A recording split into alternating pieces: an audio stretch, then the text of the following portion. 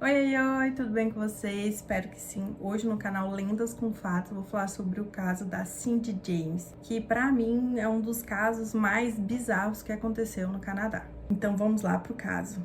Cindy Elizabeth James nasceu em Oliver, Colômbia Britânica, Canadá, em 12 de junho de 1944. Quando adulta, Cindy seguiu a carreira na enfermagem e se matriculou na faculdade em 1962. 3 anos depois, no verão de 65, Cindy conheceu Roy Makepeace, um psiquiatra 18 anos mais velha que ela, que era divorciado e com 2 filhos. Os dois se casaram um ano depois de se conhecerem em 9 de dezembro de 1966. Os pais da Cindy não eram a favor desse casamento, porque o pai da Cindy achava que o Roy, por ser um cara mais velho, né, no caso 18 anos mais velho que ela, tinha se aproveitado. Então, ele era totalmente contra. Embora, mais tarde, ao longo do casamento, a Cindy acabou fazendo acusações de abuso conjugal para a família. Quando confrontado, Roy falou que ele teria dado um tapa nela 2 vezes durante todo o casamento. Embora com essa acusação e o fato da família não ser a favor do casamento, eles viveram junto por 16 anos e nunca tiveram filho. 10 anos depois que ela conheceu o Roy, ela foi contratada para trabalhar numa pré-escola, cuidava de crianças com desvio de comportamento. Então, normalmente era crianças que os pais eram envolvidos com problema na justiça, ou que o juiz tirava aquela criança dos pais e colocava lá, como se fosse aqui no Brasil o lar da criança. Os incidentes começaram em setembro de 1962, 4 meses depois que Cindy se separou de Roy. No final de setembro, a Cindy comentou com alguns colegas de trabalho que ela suspeitava que tinha um ladrão que estava rondando a casa dela. Em 7 de outubro de 1982, começaram os telefonemas obscenos. A mãe de Cindy relatou que, quando ela perguntava para Cindy sobre esses telefonemas, a Cindy desconversava e não queria muito falar sobre o que estava acontecendo, sobre o que eram esses telefonemas, mas a todo momento ela meio que desviava do assunto. Mas ela sempre indicou que esses telefonemas eram mensagens violentas e que era de cunho sexual. Então, assim, esses telefonemas e outras coisas também que aconteceu com ela duraram 7 anos. Ela teve a vida dela transformada num inferno durante 7 anos. Foram mais de 100 episódios de assédio, tanto por telefone quanto cartas. Ela recebeu muitas cartas. Ela recebia animais mortos na casa dela, e em um certo ponto ela recebeu uma carne de um animal que ela já estava putrefata, e 5 tentativas de assassinato. E alguma dessas mensagens eu vou ler para vocês, algum desses telefonemas, conteúdo de alguma dessas cartas, vou ler para vocês terem noção do quanto foi bizarro esses eventos que aconteceu na vida dela durante esses 7 anos. Também vou deixar para vocês aqui embaixo na descrição do vídeo 2 links, um de uma reportagem que aconteceu na época e outro de um vídeo, né, mas contém só o áudio. Esse áudio, quem disponibilizou foi o ex-marido dela durante o inquérito. Ele disponibilizou para os advogados, né, nesse telefonema, ele gravou na secretária eletrônica. O que dizia era: Cindy, carne morta em breve. E alerta gatilho. Esse áudio é muito pesado, ele é muito sinistro, assim, para quem não for lá ver. Mas é uma voz meio rouca. Na hora que eu escutei, parecia muito com a voz de uma mulher. Não ficou comprovado nada. Então, assim, quem for curioso, né, como eu, vai lá dar uma checadinha. Mas, assim, é muito bizarro, tá? É muito bizarro mesmo. Quem tem medo, não vá, porque é muito sinistro. Eu vou relatar pra vocês algumas coisas que ela viveu durante aquele tempo, tá? Só pra vocês terem uma noção do que ela passou. E, assim, basicamente, todos os dias ela tinha alguma coisa. Alguém ligava, alguém mandava uma carta, chegava alguma coisa na casa dela. Como tem muitos relatos, muitas coisas que aconteceram com ela, não vai dar pra colocar tudo aqui nesse vídeo. Mas assim, eu peguei os mais bizarros que aconteceu. Eu vou ler pra vocês algumas ligações agora que ela recebeu. Uma delas foi: vou pegar você à noite, Cindy. Outra foi: sua vadia de merda, eu te pego. Na primeira vez que ela chamou a polícia até na casa dela, depois ela ter recebido esses telefonemas, que esses foram os primeiros que ela recebeu, a casa dela já tinha sido vandalizada uma vez, já tinham cortado o fio do telefone dela, então ela resolveu chamar a polícia. A polícia entrou na casa dela, viu o que estava acontecendo, ela mostrou tudo. Quando eles saíram da casa dela, ela recebeu outro telefonema, e nesse telefonema eles falaram assim: então você acha que chamar a polícia vai mantê-la segura? Espere. Estou com o zíper aberto, estou falando com o meu latejante. No outro dia, ela também recebeu outra ligação, que dizia assim: corra, coelha, corra. Vou mostrar pra você como sou boa pra caralho. Em breve, bang, bang. Você está morta. Outra ligação também: você está morta, vadia. Vai ser bom. Aí um colega da Cindy, que trabalhava com ela nessa pré-escola, também recebeu um telefonema que dizia assim: livre-se do porco grande. Muitos telefonemas que ela recebia, que começava a falar alguma coisa pra ela e ela passava para outra pessoa, a outra pessoa só escutava um som como se fosse no fundo de uma estação, aquele barulho, né, que tem no fundo de várias pessoas conversando e uma mulher falando como se fosse num terminal rodoviário, assim. Então, assim, a maioria das cartas que ela recebia era sempre cartas, né, feitas com colagem. A pessoa recortava ali a letra, né, da revista, do jornal, recortava e montava a frase. Nunca era de punho próprio, nunca era escrita. Era sempre essas colagens, com gravuras e tudo mais. Em dezembro do mesmo ano, ela recebeu uma carta escrito Feliz Natal, e nessa carta tava uma gravura de uma mulher sendo estrangulada e a carta tava toda manchada de vermelho, com uma tinta vermelha nela. Aí de ano novo ela recebeu uma caixa com uma meia preta de nylon e tinha um bilhete junto que dizia assim: sangue flui livremente. Então assim, basicamente todas as noites ela era acordada ou com um som, né, ou dentro da casa dela, como se tivesse alguém andando dentro da casa dela, ou com um som de alguém fora da casa dela, mexendo na varanda, mexendo na garagem, quebrando vidros da janela dela, quebrando as luzes da varanda. Até esse momento, ela só estava sendo alvo de ataques psicológicos, porque até então ela não tinha acontecido nada com ela. Era tudo ameaça, né, ligações, importunações, só essas coisas que estavam acontecendo com ela. Até aí, durante esse primeiro ano, foi basicamente isso. Ela só recebeu isso. Nunca tinha acontecido nada com ela fisicamente. Mas as coisas passaram para outro nível. Ela tinha uma amiga que, basicamente, essa é uma das amigas que tem o nome, né, citado em tudo que a gente procura sobre ela, que é a Agnes. A Agnes e o Tom teve uma noite que eles combinaram de passar lá na casa da Cynthia para pegar ela, para eles poder ir no shopping. Chegaram lá, eles encontraram a Cindy no fundo, no chão, desacordada, com uma meia de nylon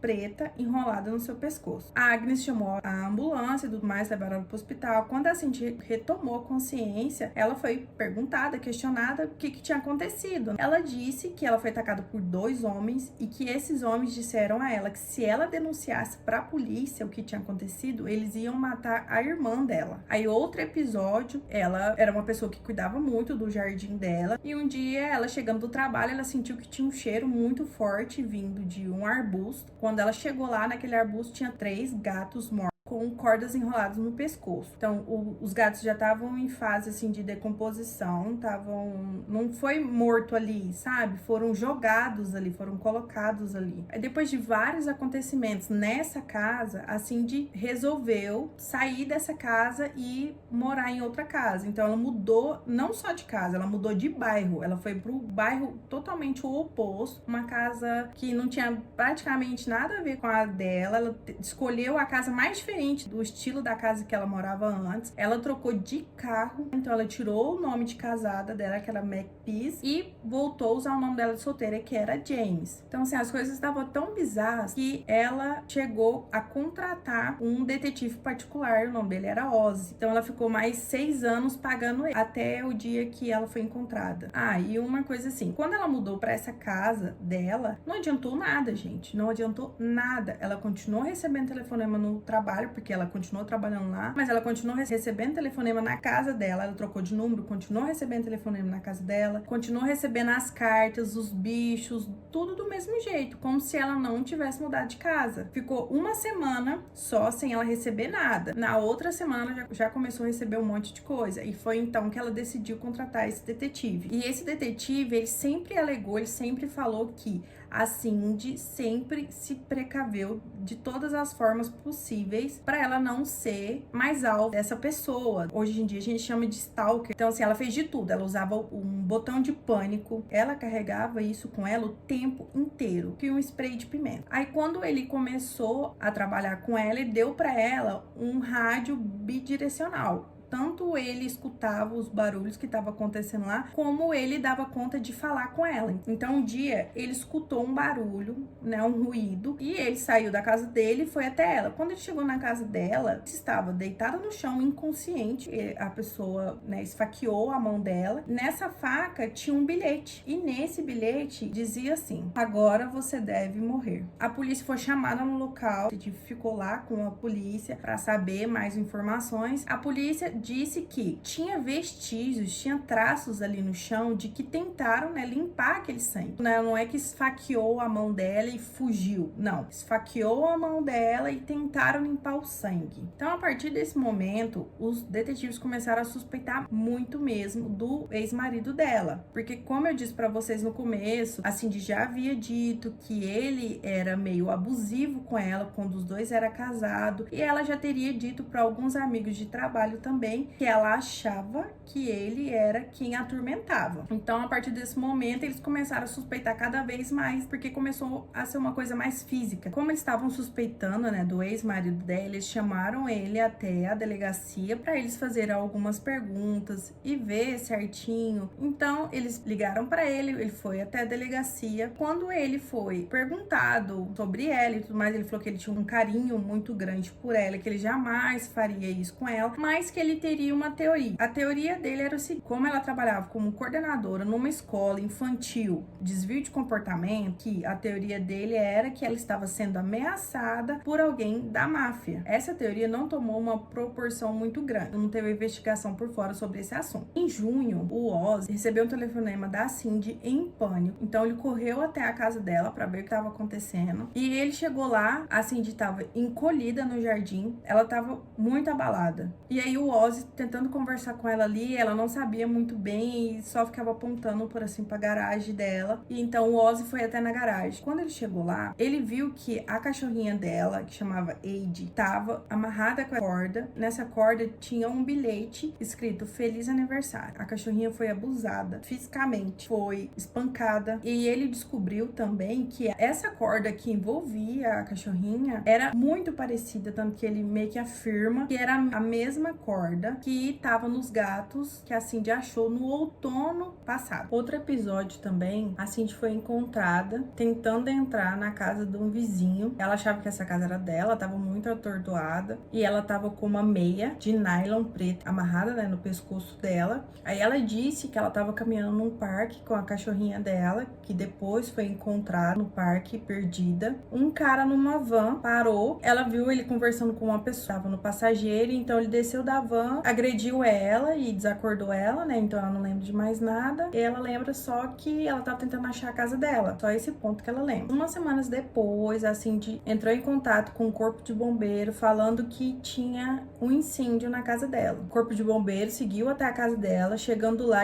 o foco do incêndio estava no porão. Eles deram conta de controlar o incêndio e tudo mais. Era um incêndio de uma proporção bem pequena. Quando a polícia, né, perguntou para os bombeiros o porquê, porque eles teriam que saber se foi criminal, se não foi, até porque ela tinha aqueles relatos, né, de perseguição, né, de tudo que estava acontecendo com ela já há alguns anos. O corpo de bombeiro disse para ele assim que, como o incêndio começou num banheiro dentro do porão, a única chance de alguém colocar fogo naquele local, ou a pessoa está dentro da casa, né, e descer pro porão ali e colocar fogo, ou passar por uma janela que tinha no porão. Só que essa janela, ela tava muito empoeirada e tinha bastante fuligem por causa do fogo. Então não tinha nenhum vestígio. Ela tava realmente entremeaberta, mas não tinha nenhum vestígio de pegada, de mão, de encostou no parapeito daquela janela, não tinha nada, como se nunca ninguém tivesse encostado ali. Então esse incêndio, a polícia acabou chegando à conclusão que ou alguém colocou, que estava dentro da casa, no caso a Cindy seria ela, ou alguém colocou sem a Cindy ver, que entrou dentro da casa da Cindy ali, foi lá e colocou, mas essa chance era praticamente nula. E também dentro desse banheiro, o corpo de bombeiro acabou achando um jornal, né, que estava queimado. Então eles disseram que esse jornal pode ter sido vamos dizer assim, a primeira coisa que pegou fogo. Aí, em 1º de dezembro de 85, a Cindy foi encontrada por caminhoneiros que estavam passando na região ali, dentro de uma vala. E ela tava com botas masculinas, com uma bota, tipo uma galocha, né, masculina, com uma luva só numa mão. E ela tava muito machucada, ela tinha muitos cortezinhos pelo corpo, assim.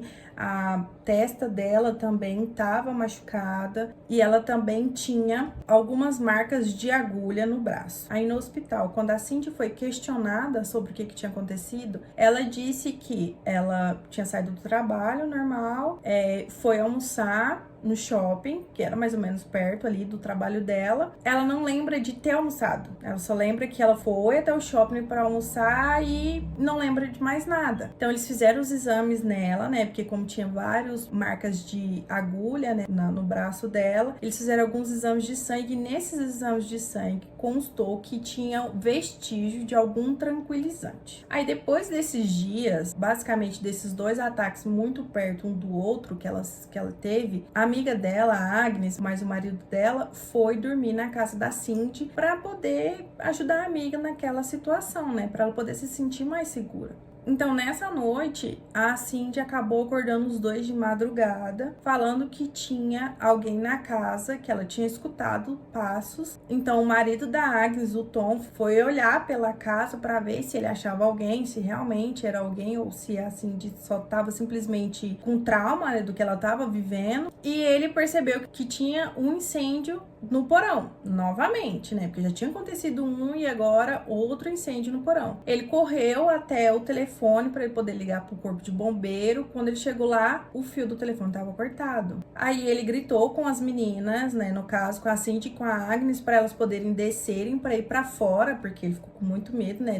De alastrar aquele fogo e tal. E quando ele foi para fora, porque ele saiu primeiro e as meninas estavam no andar de cima, quando ele foi para fora, ele viu que tinha um cara na frente da casa vendo. Então ele correu para perto dessa pessoa. Quando ele foi para perto dessa pessoa, esse cara simplesmente correu e ele nunca mais viu esse cara. Ele não sabe nem determinar como que era, porque ele falou que ele tava de uma blusa de frio e com um boné, então não dava para ver muito bem ele. Então ele simplesmente correu. Depois de vários acontecimentos, a Cindy acabou pedindo demissão, porque ela também achava que poderia ser um pouco por causa que ela trabalhava nessa escola. Ela tentou se afastar de tudo do que era da vida antiga para ver se essa pessoa dava um pouco de calma na vida dela. Então, em 87, ela pediu demissão dessa pré-escola e foi trabalhar num hospital a sul de Vancouver. Aí, basicamente, 15 dias depois que ela pediu demissão lá da pré-escola, ela foi encontrada na garagem dela, amarrada, com a meia de nylon preta, novamente amarrada no seu pescoço.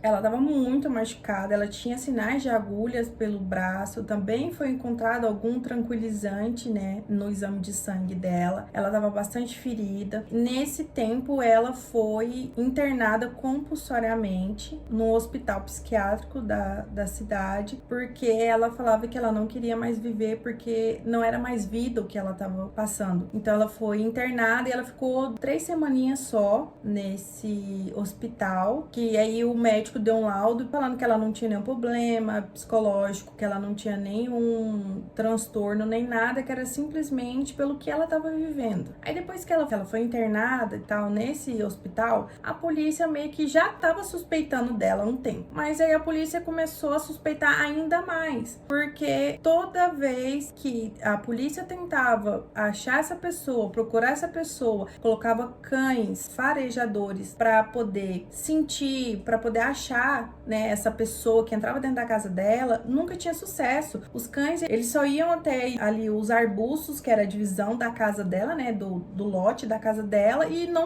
ficavam perdidos, não tinha mais pra onde ir. Então era como se a pessoa entrasse na casa dela e fosse até os arbustos e desaparecesse. Ninguém achava, não tinha pista nenhuma. Então a polícia começou a duvidar muito dela. Ainda mais depois que ela falou que ela não queria mais viver, que ela queria, né, no caso, se matar. Chamaram um alpinista, que ele era muito renomado no Canadá, para falar sobre esses nós, porque ela era amarrada. A maioria das vezes que ela era atacada, tinha essa meia de nylon preta amarrada no pescoço dela. Então, qual que foi a determinação dele? Ele disse que era improvável que ela mesma fizesse essa amarração no pescoço, porque o nó que tá ali era muito diferente do nó que ela era amarrada. E alguns dos nós que ela era amarrada, tipo, na mão, no pé, no corpo, né, que às vezes ela era enrolada com uma corda, não tinha como ela mesma fazer, né, no caso. Não tinha como ela amarrar em tal lugar e colocar a mão para trás. Então, ele falou que era muito improvável dela conseguir fazer suas próprias amarrações. Aí, aproximadamente às 4 horas da tarde do dia 25 de maio de 1999, a Cindy, ela recebeu o pagamento dela e ela comentou com uma colega de trabalho lá do hospital que ela iria até o mercado e que do mercado ela iria no banco para depositar o dinheiro dela e que ela iria nesse shopping, porque lá nesse shopping teria os dois, então, e também ficava perto do hospital. Nessa mesma noite, a Cindy tinha confirmado com a Agnes, né, e com o marido dela, que ela iria jantar na casa deles. Por volta das 10 horas, como a Cindy não entrou em contato, não ligou, a Agnes ligou para ela, mas ninguém atendia, ela não teve nenhuma resposta, né, os dois resolveram ir até a casa da Cindy para ver o que tinha acontecido. Chegando lá, o carro dela não estava na garagem, mas a casa estava toda trancada. Então, eles decidiram ligar no hospital para saber se ela tinha pegado ao outro plantão, né? Ou tinha esquecido de avisar para eles, mas ficaram até mais tarde, estão no serviço. Por coincidência, essa amiga ainda estava trabalhando. E ela disse que a Cindy iria passar no mercado, que seria nesse shopping. Então, os dois deslocou até o shopping para saber se a amiga estava lá. Chegando lá, não acharam ela. Só tava o carro dela abandonado dentro do estacionamento do shopping. Eles entraram em contato com a polícia foi até o local. Chegando lá, a polícia viu que tinha vestígio de sangue na porta do carro e no interior do carro. A bolsa dela com os documentos estava jogada debaixo do carro. E assim, o que eles deram conta de ver, né, no primeiro momento, que nada tinha sido roubado. Simplesmente ela só tinha sumido. Todos os pertences dela estavam ali, a carteira dela estava ali, estava tudo ali. Eles começaram a busca, foram até na casa dela, a casa dela estava normal, não tinha nada revirado, ninguém tinha passado ali, como se ela tivesse saído pro trabalho de manhã, não tivesse mexido em nada, a casa dela estava normal. Eles acionaram também a guarda costeira, porque tinha bastante rios. A guarda costeira entrou para fazer essa investigação nos rios e tudo mais. Também não acharam nada. Ficaram dias procurando e não encontraram mais nenhum vestígio dela. Até que 14 dias depois do desaparecimento dela, em 8 de junho de 1989, ela foi encontrada por um pavimentador municipal que achou ela atrás de uma casa abandonada. O corpo dela estava amarrado com uma corda em posição fetal e uma meia de nylon preta que estava bem amarrada em volta do seu pescoço. A polícia encontrou um grafite em tinta spray laranja que dizia: "Uma vadia morreu aqui". Aí dentro da casa abandonada foi encontrado outro grafite pintado com spray dizendo "Diabo". A patologista que examinou o corpo da Cindy ali no local mesmo, ela disse que a corda que estava amarrada nas mãos dela foi amarrada tão forte, mas tão forte que um dedo roçou tanto no outro, cortou, chegou no osso, de tão forte que estava amarrada a corda. Aí eles também acharam uma picada de agulha no interior do braço dela, né, no caso aqui sim, com base nas atividades dos insetos, né, que estavam ali no corpo dela. O etimologista forense determinou que o corpo dela começou a entrar em decomposição dia 2 de junho. Então, basicamente, ela ficou 6 dias, né, até ser encontrada. Aí uma autópsia determinou que a Cindy havia morrido de intoxicação por múltiplas drogas provenientes de grandes quantidades. Basicamente foram 3 tipos de medicamento. O relatório do toxicologista mostrou que tinha 10 vezes a mais a dose letal de um dos medicamentos na corrente sanguínea dela. Aí fizeram outro exame com base no conteúdo do estômago dela e aí também relatou que a Cindy havia ingerido mais de 80 comprimidos de medicamento, além de vários outros comprimidos do outro. Então, como era 3 medicamentos que descobriram, né? Um era injetado, que foi 10 vezes a dose letal. O outro medicamento foi 80 comprimidos, a miligrama mais alto que tem desse outro medicamento, e vários outros comprimidos do outro medicamento. Aí esse toxicologista, ele disse que só esses 2 medicamentos que ela ingeriu, no caso, só os 2 juntos, a quantidade que foi, já era letal. Basicamente, o outro, se ela tivesse tomado, ela ia morrer da mesma forma, e morreu muito rápido, ele disse, questão de segundos, pela dosagem que ela tomou, mas os outros 2, pela quantidade e pela junção dos 2 remédios, também ela não ia sobreviver. Esse crime teve um inquérito, né, que é como se fosse um julgamento aqui no Brasil. O fato de ter sido um inquérito foi que eles queriam saber como foi a morte dela, né, porque não tinha um criminoso. Então eles fizeram um inquérito, teve mais de 100 testemunhas, teve todas essas provas, mas nunca se achou o culpado dela. Esse caso é um caso não solucionado até hoje. Então a irmã dela fez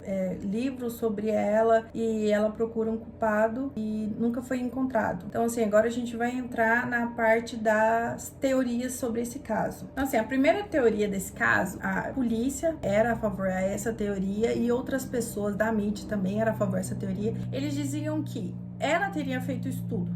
Então, ela armou todos os incêndios, ela armou tudo que ela viveu esses 7 anos, foi ela que fez. Ela que armou a morte dela, ela que fez tudo, mas sempre colocando como se fosse outra pessoa, até chegar no ponto da morte dela. Essa teoria basicamente é os familiares dela e algumas pessoas, né, que são a favor dessa teoria, que basicamente é como que ela faria isso com ela mesma durante 7 anos. Como que ela se amarraria da forma que ela foi amarrada, com toda aquela medicação que ela tava no corpo, com uma dosagem 10 vezes maior do que a dosagem letal. Então, ela não teria nem tempo de se amarrar, não teria tempo de nada. Como que ela faria isso tudo com ela? Eu paro pra pensar, eu não dou conta de me imaginar fazendo tudo aquilo, mesmo nas piores situações. Aí, outra teoria que tem também é a teoria dela ter transtorno dissociativo de identidade, é quando uma pessoa só viveu um trauma, tem alguma coisa na vida dela que dá um gatilho para ela criar outra pessoa mesmo, como se o corpo dela fosse, como se diz, um avatar, né? Seria um corpo aqui e ela teria 2 pessoas que comandassem esse corpo. Só que quando um tá no corpo, a outra identidade não sabe o que tá acontecendo. Então,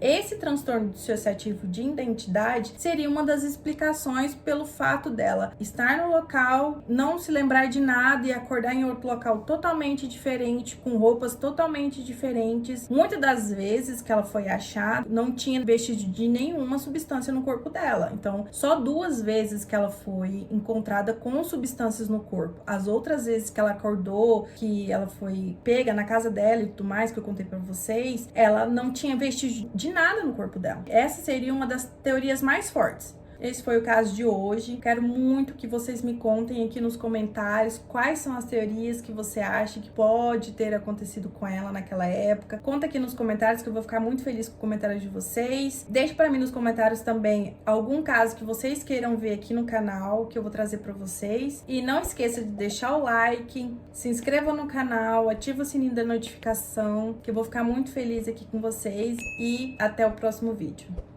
Beijo!